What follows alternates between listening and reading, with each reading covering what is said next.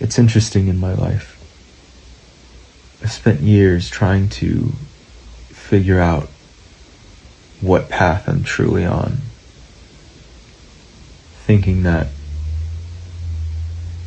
my path as an actor was separate than my path in spirituality. It felt like I needed to choose at some point, one or the other. What I've realized is that when I relaxed around that is when both of those paths started to come together. Because acting is a spiritual journey. Acting is a psychosomatic spiritual quest. Because think about it, as an actor, if you're not familiar with acting training, it's a lot about getting into your own internal world, training your imagination, and getting very present, learning how to listen, allowing the other to affect you, to change you, learning how to get what you want out of another person, the other character in a scene. Your path as an artist, as an actor, is evolving your consciousness, elevating more things within yourself and in the external world that you're aware of. And it elevates your curiosity. Actors are very curious people. We're fascinated with everything, or at least we should be. Otherwise, there's a limitation there. And we're observers of life, because that's the same life that we need to bring out, to bring life to just dead lines on a page. And you really discover in acting that two actors can read the same lines, can work on the same character, can play the same role, but they'll never be the same. Your individuality as an artist is your unique gift.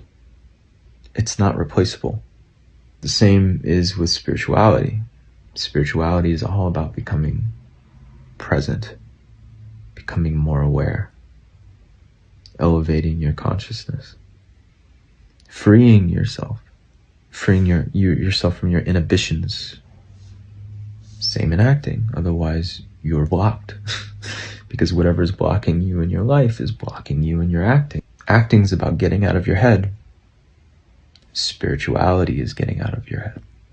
In acting, we find that a lot of our impulses and our emotions are locked up in our body. In spirituality, you find that a lot of your emotions and your impulses are locked up in your body. And a lot of acting techniques to deal with these problems can be used spiritually.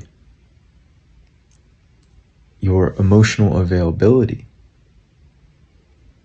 is also valuable in spirituality, to be emotionally available to yourself, emotionally available to someone else, to allow someone else to change or affect you. And also in acting, you have something that you want out of the other person, out of the other character in the scene, right? And so you get really good at discovering different actions in the moment and also in preparation that brings more clarity and more power and more focus and more direction to what you're trying to do. It makes you more dynamic in all the different ways that a character gets what they want. And also in the ways that they behave says a lot about the character, right? Same in spirituality. You can tell a lot about the consciousness about a person, how developed they are, by the actions that they take, by the consciousness that they bring, the awareness that they bring, their presence. In spirituality, you learn to trust your heart and let your heart guide you, and to surrender to that. And you surrender to the moment. In acting, you allow your heart to guide you and surrender to the moment. And you're open to improvisation. Same with life. Your heart might be guiding you somewhere. You don't know why. Your heart might be guiding you to say something, and you just follow it. Acting is all about the truth. Spirituality is all about the truth. What I've realized is that my acting journey was not just for acting, but it's for the being of service to humanity in combination with spiritual insight.